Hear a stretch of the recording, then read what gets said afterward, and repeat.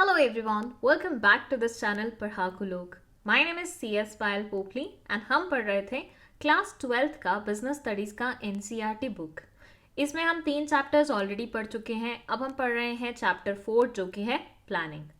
किसी भी स्टूडेंट ने अगर अभी तक की वीडियोस नहीं देखी हैं तो प्लेलिस्ट का लिंक लिखा हुआ है डिस्क्रिप्शन बॉक्स में, जाके देख लीजिए. चलिए अब डिस्कस करते हैं कि आज की इस वीडियो में हम क्या पढ़ने वाले हैं. ये वीडियो इस चैप्टर की सेकेंड मोस्ट इंपॉर्टेंट वीडियो होने वाली है. रीजन बीइंग इसमें हम पढ़ेंगे टाइप्स ऑफ प्लान्स के बारे में. प्रीवियस वीडियो में मैंने आपको प्लानिंग प्रोसेस के बारे में पढ़ाया और ये भी बताया कि यहाँ से बहुत सारे क्वेश्चंस पूछता है CBSE. Again types of plan से भी काफी सारे क्वेश्चंस पूछे जाते हैं. मतलब ये भी काइंड ऑफ सीबीएसई का फेवरेट टॉपिक ही है. अब यहाँ से क्वेश्चन कैसे आते हैं?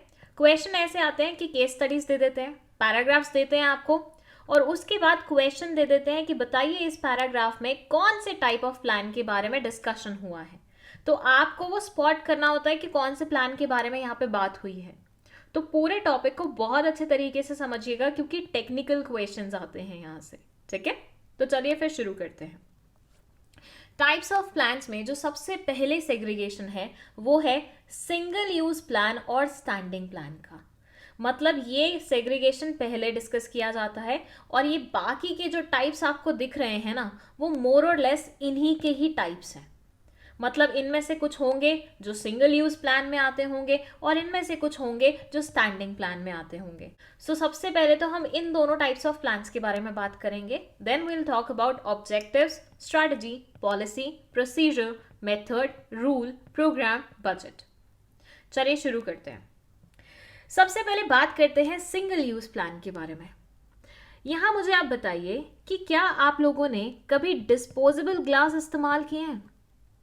I'm pretty sure कि यही होंगे. कभी हम इसमें पानी पीते हैं तो कभी कोल्ड ड्रिंक पीते हैं तो कभी कॉफी पीते हैं. अब एक बार जब हमारा ड्रिंक खत्म हो जाता है उसके बाद हम इन ग्लासेस का क्या करते हैं? समझदार लोग उसे डस्टबिन में फेंक देते हैं और ना समझ लोग जहां पे बैठे होते हैं, जहां पे पानी पी रहे होते हैं, वहीं पे छोड़ के चले जाते हैं. बट इसे उठा के वापस घर तो नहीं ले जाते, वापस उसे धो वो के इस्तेमाल तो नहीं करते. तो डिस्पोजेबल ग्लासेस को हम कैसी ट्रीटमेंट देते हैं कि हम इन्हें एक टाइम यूज करते हैं, वन टाइम यूज करते हैं और उसके बाद क्या कर देते हैं? थ्रो कर देते हैं. सिंगल यूज प्लान का भी कुछ ऐसा ही हाल होता है. जिस प्रकार से डिस्पोजेबल ग्लास एक टाइम इस्तेमाल करने के बाद फेंक दिए जाते हैं, उसी प्रकार से सिंगल यूज प्लान्स भी सिर्फ एक और एक ही बार ही इस्तेमाल होते हैं. ये ऐसी सिचुएशंस के लिए बनाए जाते हैं जो कि नॉन रेकरिंग नेचर की होती हैं. नॉन रेकरिंग का मतलब क्या होता है? ऐसी सिचुएशन जो कि दोबारा अकर नहीं हो.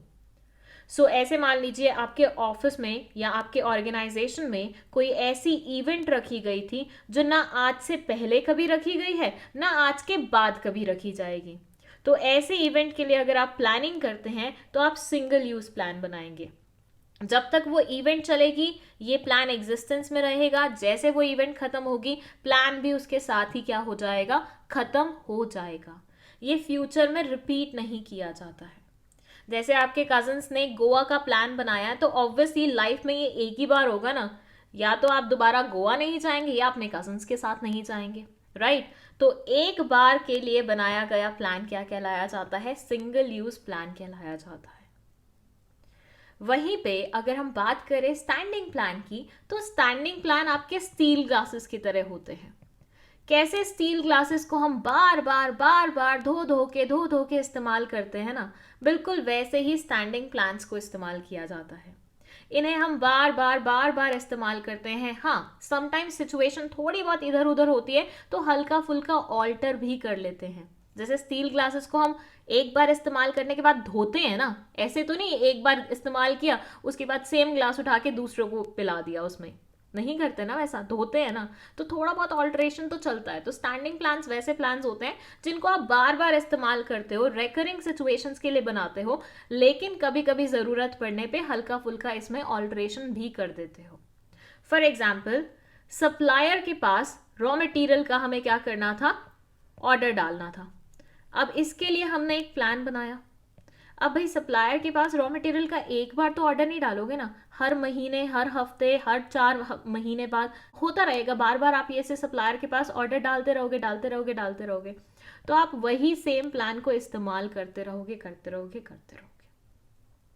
और इससे क्या होता है, एफिशिएंसी भी आती है। रीजन बीइंग, जब आप एक ही तरह का प्लान बार बार इस्तेमाल कर रहे होते हो तो अब आप इसमें प्रो बन गए हो, मतलब अब आप वेस्टेज नहीं करोगे, वेस्टेज नहीं करोगे तो एफिशिएंसी तो आएगी ही आएगी, क्योंकि कम कॉस्ट लग रही है ना। तो कम कॉस्ट जहाँ पे भी लगती है, मैक्सिमम आउटपुट होता है, वहाँ पे एफिशिएंसी आ जाती है। फर्स्ट चैप्टर में पढ़ा था। And as a result of it, standing plans efficiency लाने में हमारी क्या करते हैं, मदद करते हैं। सो जब भी सिंगल यूज प्लान की बात हो, डिस्पोजेबल ग्लासेस को दिमाग में ले आना, और जैसे ही स्टैंडिंग प्लान की बात हो, स्टील ग्लासेस को अपने दिमाग में ले आना। और जैसे मैंने बोला, बाकी के जो प्लान्स होते हैं वो काइंड ऑफ स्टैंडिंग प्लान या फिर सिंगल यूज प्लान ही होते हैं। तो यहाँ लिखा हुआ है, standing plan includes policies, procedures, methods and rules. ये चारों आपके स्टैंडिंग प्लान्स में काउंट किए जाते हैं। और सिंगल यूज प्लान में आ जाते हैं प्लान्स लाइक बजट। ठीक है, चलिए अब हम बात कर लेते हैं हमारे नॉर्मल प्लान्स के बारे में, जिसमें फर्स्ट है ऑब्जेक्टिव्स। अब भाई प्लानिंग प्रोसेस वाली वीडियो देखी हो तो फर्स्ट स्टेप भी हमारा प्लानिंग प्रोसेस में क्या होता है, ऑब्जेक्टिव सेट करने का। उसमें हम क्या करते हैं, उसमें हम गोल सेट करते हैं, उसमें हम एम सेट करते हैं। मुझे 12th में 98% लाना है, मुझे अगले महीने 20% रेवेन्यू इंक्रीज करना है, मुझे अगले साल 10% से सेल्स इंक्रीज करनी है। तो यहाँ मैं क्या कर रही हूँ, यहाँ मैं अपने लिए कुछ गोल्स लिख रही हूँ, कुछ गोल्स बना रही हूँ, कुछ ऑब्जेक्टिव सेट कर रही हूँ। और अब मैं क्या करूँगी, इनको पाने के लिए कुछ ना कुछ काम करूँगी और एंड रिजल्ट्स मुझे इनकी पूर्ति से मिलेंगे। मतलब मुझे एंड में ये सारे गोल्स अचीव करने हैं और वो हो भी जाएंगे अगर मैं प्रॉपरली चलूँगी तो। सो ऑब्जेक्टिव्स का मतलब क्या होता है, वो डिजायर्ड फ्यूचर पोजीशन जहां आप पहुंचना चाहते हैं। और इसको पहचानने का एक तरीका क्या होता है वो मैं आपको बता दूं। पहचानना क्यों है पहले वो भी सुन लो। जैसे कि मैंने आपको बताया कि क्वेश्चंस पूछे जाते हैं, पैराग्राफ दिया जाता है, केस स्टडी दी जाती है और नीचे पूछा जाता है कि बताइए ये कौन से वाला टाइप ऑफ प्लान था। तो आपको स्पॉट करना होता है ना। तो कैसे स्पॉट करोगे कि ऑब्जेक्टिव्स के बारे में बात हो रही है। जब भी क्वेश्चन में या केस स्टडी में परसेंटेज मेंशन होगी, फिगर्स मेंशन होंगे, तो समझ लेना वहां पे वो ऑब्जेक्टिव्स के बारे में ही बात कर रहे हैं। 98% लाना है, 20% से इंक्रीज करना है, 10% से इंक्रीज करना है, ये क्या है, ये ऑब्जेक्टिव्स हैं आपके। सो जब भी परसेंटेज मेंशन होगी, फिगर्स मेंशन होंगे, समझ जाइएगा कि ऑब्जेक्टिव्स के बारे में बात हो रही है क्वेश्चन में। ठीक है, चलो नेक्स्ट है स्ट्रैटेजी। चलो इसे ऐसे समझो, क्लास में बहुत बार आपने ऐसा देखा होगा कि कुछ लोगों में ना नेक टू नेक कंपटीशन चलता है। मतलब एक नंबर से वो आगे बढ़ गया, एक नंबर से ये पीछे रह गया। तो इस क्लास में भी क्या हो रहा था कि नेक टू नेक कंपटीशन चल रहा था इन दोनों के बीच में। और ये लड़की एक नंबर से क्या आ गई, फर्स्ट आ गई, और ये सेकंड आया। भैया ये तो देखो कैसे जल रहा है बिल्कुल। अब ये क्या करेगा, अब ये सोचेगा कि नेक्स्ट टाइम तो इस लड़की को मैंने आगे आने ही नहीं देना अपने।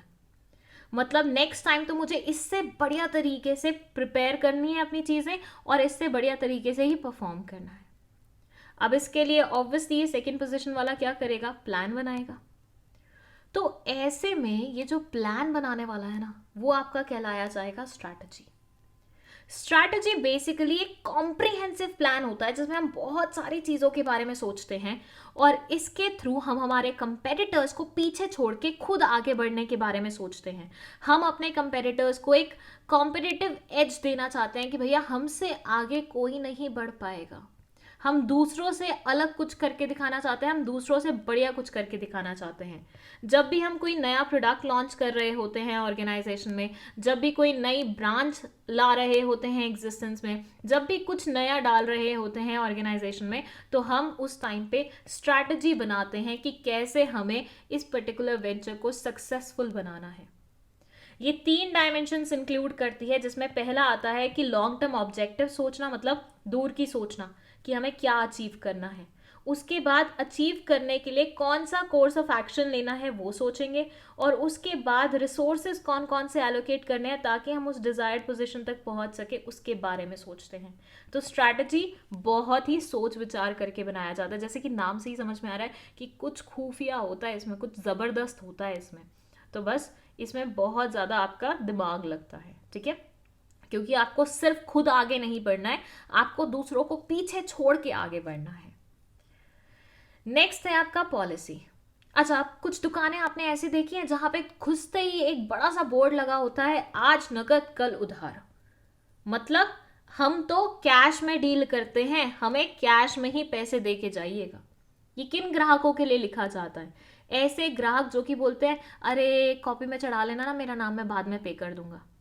तो उनके लिए ऐसा बोर्ड लगाया जाता है कि भैया हम कैश पे डील करते हैं, हमारे पास अगर तुम आ रहे हो, अगर तुम सामान हमसे आज ले रहे हो तो कैश भी तुम हमें आज ही दे के जाओगे।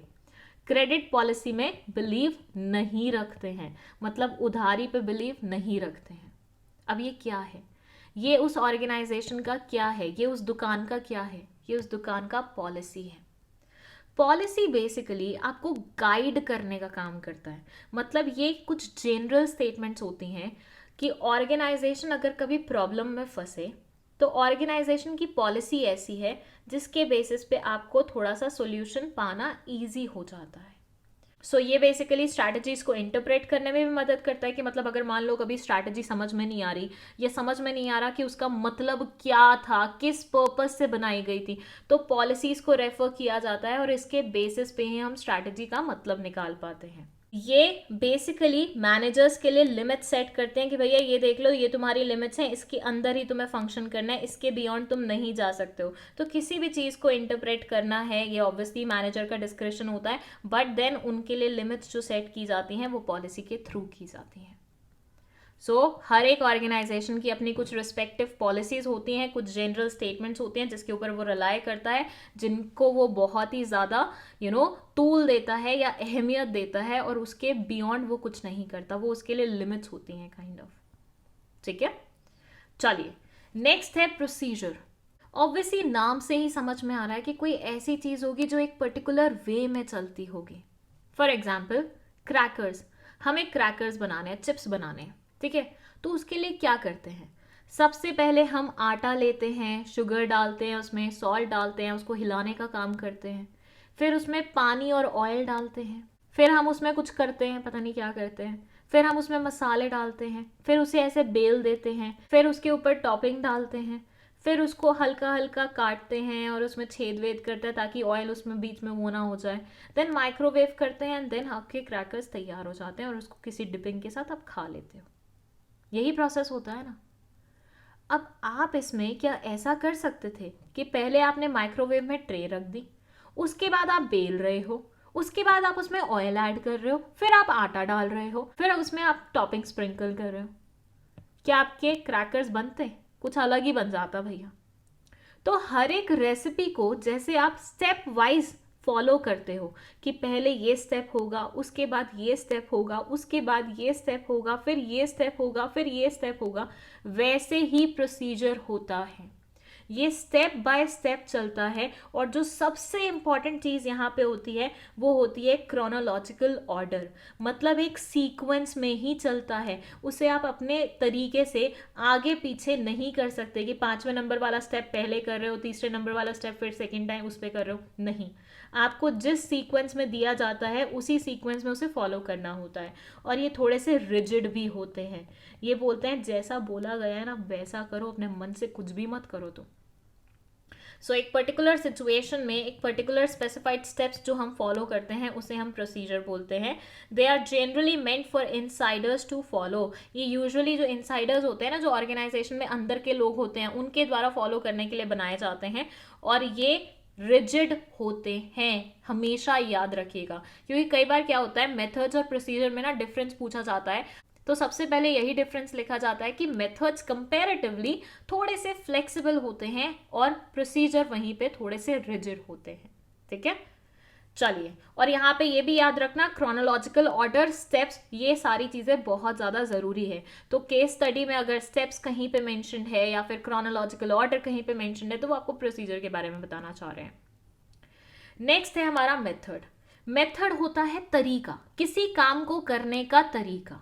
अब देखो, हमें हमेशा रॉ मटेरियल्स को अरेंज करके रखना होता है स्टोर रूम में जब तक वो इस्तेमाल नहीं होते हैं।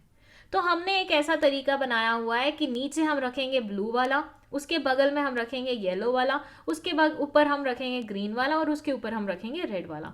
तो ये हमारा एक तरीका बन गया है। जब भी हमें स्टोर रूम में रॉ मटेरियल्स रखने हैं हम इसी तरीके से रखते हैं। अब इसका फ़ायदा क्या हो जाता है? फ़ायदा ये हो जाता है कि आपको दिमाग नहीं लगाना पड़ेगा कि ब्लू ऊपर रखें या येलो यहाँ रखें या ग्रीन यहाँ रखें, क्या करें क्या नहीं करें। हर बार अगर आप सेम चीज़ कर रहे हो तो आपको तरीका पता है, आपको बस जाके सामान वहाँ पे रखना है, ज़्यादा दिमाग हर बार लगाने की ज़रूरत नहीं होती है। सो बेसिकली मेथड आपको प्रिस्क्राइब्ड वे बताता है किसी भी काम को करने का। जैसे प्रोसीजर स्टेप्स से मिलके बना होता है, तो एक इंडिविजुअल स्टेप किस तरीके से होगा वो मेथड के ऊपर डिपेंडेंट होता है और ये फ्लेक्सिबल होता है। ऐसा नहीं है कि हार्ड एंड फास्ट रूल है कि ये ऐसे रखना है तो ऐसा ही रखना है, नहीं नहीं नहीं, वो तुमने अपने सहूलियत के लिए बनाया है कि किसी को भी आसानी से मिल जाए कि ये चीज़ कहाँ रखी हुई है, ये किसी को भी आसानी से समझ में आ जाए किस तरीके से सामान रखा जाता है यहाँ पे। ठीक है, तो मेथड बेसिकली आपके सहूलियत के लिए बनाया जाता है और ये थोड़ा सा फ्लेक्सिबल होता है, इसमें आप चाहें तो फेरबदल कर सकते हैं। अगेन इससे क्या होता है, आपके एफर्ट सेव होते हैं, टाइम सेव होता है, मनी सेव होता है और एफिशिएंसी आती है। कैसे भाई, पहले से ही डिसाइड कर रखा है ब्लू यहाँ पे रखना है, तो हर बार जब रॉ मटेरियल आएंगे तो दिमाग नहीं लगाना पड़ेगा ना, टाइम वेस्ट नहीं होगा। ब्लू नीचे ही रखा जाएगा, उसके बगल में येलो ही रखा जाएगा, उसके ऊपर ग्रीन, उसके साथ में रेड। तो बस यही तरीका अपनाना है आपको और बार बार आप सेम चीज करते रहोगे तो कहीं ना कहीं उससे क्या होगा, एफिशिएंसी भी आएगी। नेक्स्ट है हमारा रूल। अब रूल क्या बोलता है? अब स्कूल के वो दिन याद करो जब प्रेयर में एकदम से अचानक से पीटी सर बोले कि चलो नेल्स चेक करूंगा आज मैं सबके, और तुम्हारे नेल्स पड़े हुए हैं। क्या आएगा तुम्हारे दिमाग में कि आज तो भैया प्लेग्राउंड के राउंड लगाने ही पड़ेंगे। मेरे स्कूल में बहुत ज़्यादा होता था। मेरे स्कूल में तो ऐसा होता था कि मेरे नेल्स हमेशा बड़े होते थे। बीइंग अ लड़की नेल्स तो बढ़ाना अपने लिए फैशन की बात होती है। और जब भी प्रेयर में ऐसा हो जाता था कि भैया अब तो नेल्स चेक होंगे, तो मैं तो इतना डरती थी ना प्लेग्राउंड में राउंड लगाने से कि मैं अपने पास एक नेल कटर रखती थी, जब तक मेरी बारी आएगी मैं अपने नेल्स काट लूंगी फटाफट। वैसा ही सेम चीज़ होता है यूनिफॉर्म को लेके। स्कूल्स में, हर स्कूल में अपनी एक यूनिफॉर्म लगाई गई होती है। अगर कोई बच्चा उसे नहीं पहन के जाता है तो भी उसे पनिशमेंट मिलती है। रूल बेसिकली वो स्पेसिफिक स्टेटमेंट्स होती हैं जो हमें बताती हैं क्या करना चाहिए, क्या नहीं करना चाहिए। सो बेसिकली अगर आप ये नहीं फॉलो करते हैं तो उसके बदले आपको मिलती है कोई ना कोई पनिशमेंट या फिर पेनल्टी बेयर करनी पड़ती है। सो स्ट्रिक्ट चीजें जो होती है ना, जो बिल्कुल भी फ्लेक्सिबिलिटी या डिस्क्रिशन अलाउ नहीं करती है, वो हमारी होती है रूल। ऑर्गेनाइजेशन में बीड़ी सिगरेट नहीं पीने हैं। कोई भी पीते हुए मिल गया तो उसको 500 रुपए का जुर्माना लगेगा। ऑर्गेनाइजेशन में कोई भी चुटकी वुटकी नहीं खाएगा और कोई भी चुटकी खाते हुए, स्पिट करते हुए मिल गया, थूकते हुए मिल गया या पिचकारियां मारते हुए मिल गया तो उसको पड़ेगी 1000 रुपए की चपट। ये क्या है? ये रूल है। सो हर ऑर्गेनाइजेशन के अपने खुद के कुछ रूल्स होते हैं जो हर एक इंसान को फॉलो करने पड़ते हैं, और अगर वो उसे नहीं फॉलो करता है तो उसके बदले में उसे या तो पेनल्टी बेयर करनी पड़ती है या फिर पनिशमेंट मिलती है। अच्छा, एक चीज मैंने यहाँ पे मेंशन की, डूज एंड डोंट्स, मतलब कुछ करने के लिए भी आपको बोल सकते हैं और कुछ नहीं करने के लिए भी आपको बोल सकते हैं। कुछ भी सिनेरियो हो सकता है, आपको दोनों ही मानने पड़ेंगे। एंड फिर आता है हमारा प्रोग्राम। अब भाई तुमने कभी खिचड़ी बनते हुए देखी है? खिचड़ी कैसे बनती है कि सारी चीज़ें, दाल, चावल, नमक, मिर्ची, हल्दी, तेल, सब कुछ एक साथ डाल दिया जाता है और कुकर बंद कर दिया जाता है और तैयार हो जाती है थोड़ी देर बाद हमारी खिचड़ी। तो प्रोग्राम हमारा खिचड़ी ही है। ये बोलते हैं जब objectives, policies, procedures, rules, task, human and physical resources को इकट्ठे मिला दिया जाता है और एक आउटलाइन तैयार कर दी जाती है, उसे हम प्रोग्राम का नाम देते हैं। तो इसमें ऑब्जेक्टिव्स भी आ जाते हैं, पॉलिसीज भी आ जाती हैं, प्रोसीजर्स भी आ जाते हैं, रूल्स भी आ जाते हैं, टास्क भी आ जाता है, ह्यूमन एंड बाकी फिजिकल रिसोर्सेज भी आ जाते हैं, और उन सबको एक प्लान का नाम दे दिया जाता है और उस प्लान को हम टाइप्स ऑफ प्लान्स की लैंग्वेज में प्रोग्राम बोलते हैं।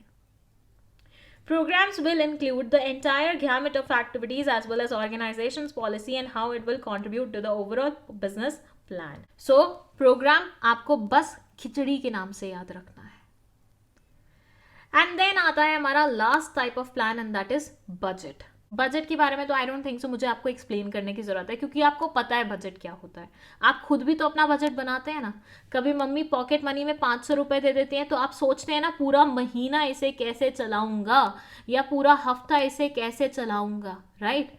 इससे क्या क्या खर्चे करने हैं मेरे, इस बार क्या क्या खर्चे होने वाले हैं, क्या मुझे इसके अलावा कहीं से इनकम आने वाली है, क्या होने वाला है, वो सारी चीज़ें आप पहले से ही दिमाग में तैयार रखते हो ना। वो क्या है, वो बजट है।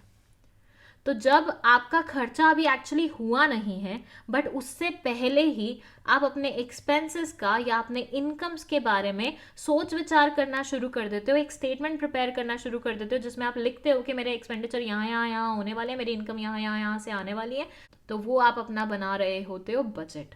यहाँ पे जो की टर्म है ना वो है न्यूमेरिकल टर्म्स में होता है। बजट हमेशा फिगर्स के मोड में होगा। बजट कभी भी ऐसा नहीं होगा ज़्यादा खर्चा कम खर्चा, इधर का खर्चा उधर का खर्चा, नहीं।